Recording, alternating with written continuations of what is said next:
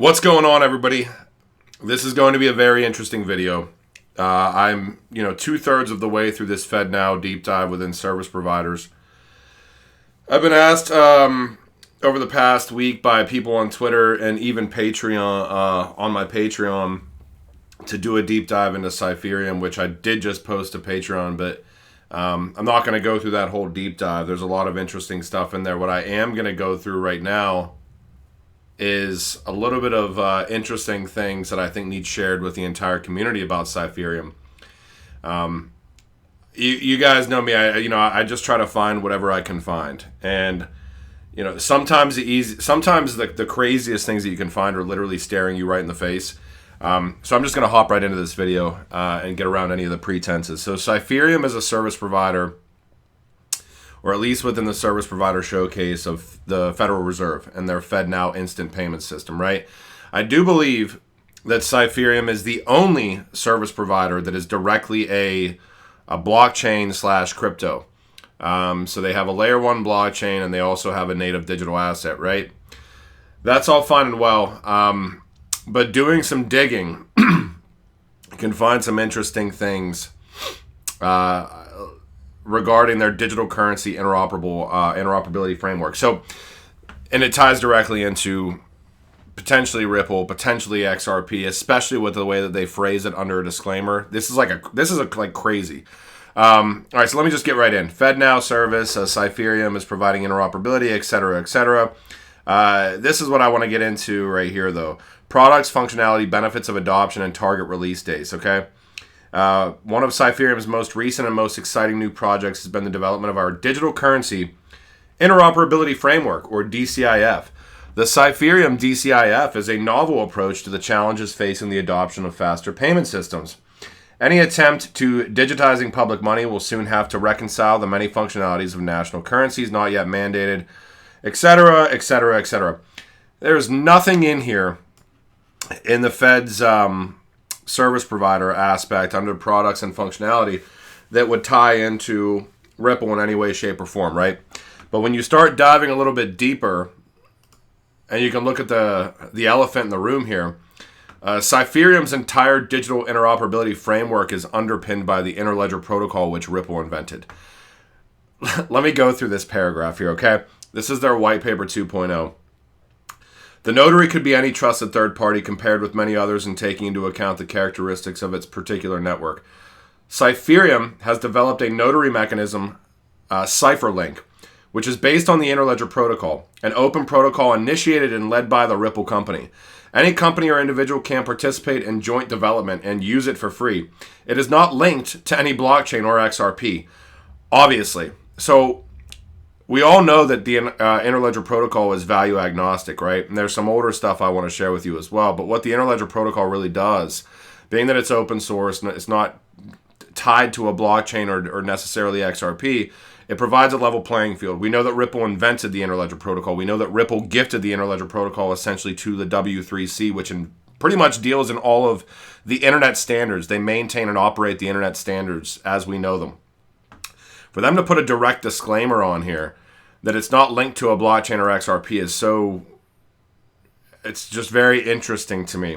So CipherLink, their digital currency interoperability framework that is tied into the Fed and FedNow, which makes sense for them being in FedNow if you want to provide that interoperability between, CBDCs is certainly going to be tied into FedNow at some point in time. It's down the road, but it's like the underpinning. It's like the infrastructure that is being built out. Cypherium's entire digital currency interoperability framework is based on the INTERLEDGER protocol. What's more interesting to me, this is an older document. Number one, they don't talk anything about that within their FedNow service provider showcase. They just talk about the solution. The solution is underpinned by INTERLEDGER, though. By comparing comparing the methods listed above and taking into account Cypherium's own characteristics, blah, blah, blah. Again, it says not blockchain or XRP. They're directly calling out XRP again. Its original intention, they're talking about INTERLEDGER protocol, was to establish a global unified payment standard. INTERLEDGER protocol has been supported by Microsoft and the World Wide Web, or W3C, since inception. This also was a little bit interesting.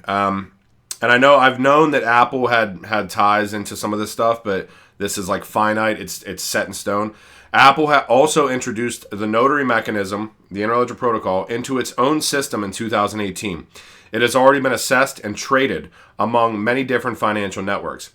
China's Lianlin Payments, United States international fast remittance giant MoneyGram, 47 Japanese banks of the SBI Alliance, Japan Mitsubishi or MUFG, Spanish foreign bank, Swedish Nordisk Bank, Turkish Akbank, Indian Yes Bank, Indian Axis Bank, Japanese SBI Group, American Star Credit Union, American Easy Forex, Canadians Cambridge FX, Standard Chartered Bank, Mary the Gates Foundation. That might be supposed to be saying the Gates Foundation.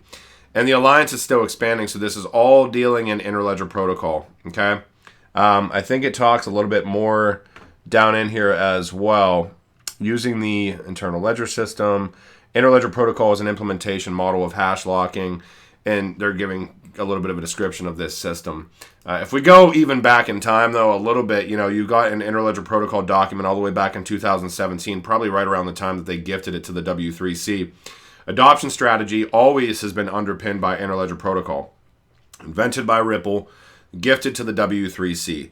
But once you have that open network, that value agnostic, that liquid network built out, you start underpinning other mechanisms within that network, such as digital assets, for example, XRP and Ethereum, blockchains such as Hyperledger Quote, mobile money such as Mojaloop, banks such as Ripple. And I know Ripple's not a bank now, but Interledger Protocol in 2017 was telling you that Ripple was going to be a bank. We'll see how that shakes out. Central banks, the Bank of England, micropayments, Codius. You can see all the way back in 2015, Ripple talking about the W3C's mission to standardize web payments. Does Interledger use XRP? I wouldn't go by Google and Investopedia here, but XRP can certainly be utilized within the Interledger protocol. It's value agnostic. It doesn't care. So can any other digital asset. So can any other mechanism. I just find it extremely interesting that the only crypto project in the service provider showcase for FedNow, the actual crypto project, because they have a crypto, and this is not financial advice for Cypherium. They're a layer 1 blockchain. They have their own native digital asset or cryptocurrency. Their main purpose probably in all of this is to facilitate interoperability. And their interoperability mechanism is DCIF, the Digital Currency Interoperability Framework. And their digital currency interoperability framework runs on I wanted to say the F word, runs on the Interledger protocol. The elephant is right in front of most people's faces. It is so crazy. Even when you stumble across stuff like this, it is right in front of our faces. Like, I didn't, ever do like a real big deep dive into Cypherium. But seeing something like this, like their entire CipherLink aspect is based on Interledger. CipherLink is based on Interledger. And they're directly saying to cover their asses that it's not using a blockchain or XRP. How fucking stupid do they think that we all are? I'm not saying that FedNow is going to be utilizing XRP at the onset, right? I would never say that. I'm trying to present relationships to you all. But when you start going down the rabbit hole of this space and the rabbit hole of these things being integrated, and it's very clear cut and dry what is being integrated into, governmental systems or national payment systems or infrastructure of, some of the largest financial organizations in the world. This is kind of like validation for me, where it is really all about interoperability. It is really all about a level playing field. A lot of the times in this space, especially whenever prices are down and it's a bear market and everything else, there's so much conspiracy around, well, it has to be XRP. I think the whole purpose is building out a level playing field so that digital assets such as XRP and probably and obviously others are just going to win out because they're so much more liquid and they have so much more utility than anything else that exists out there. So this to me was really interesting to find, understanding that Apple has been utilizing Interledger protocol since 2018. If you go back in time, you can see the writing on the wall, exactly what's being laid out in front of all of us. Interesting that Ripple, like I said, developed Interledger back in 2014, 2015 as a standalone project or product and gifted it and open sourced it to the W3C, which operates the friggin' internet. The World Wide Web Consortium is the main international standards organization for the World Wide Web. and you see Cypherion's main product dealing in interoperability, especially with CBDCs, underpinned by the Interledger protocol. I hope you guys enjoyed this video. I will talk to you when I talk to you. Bye.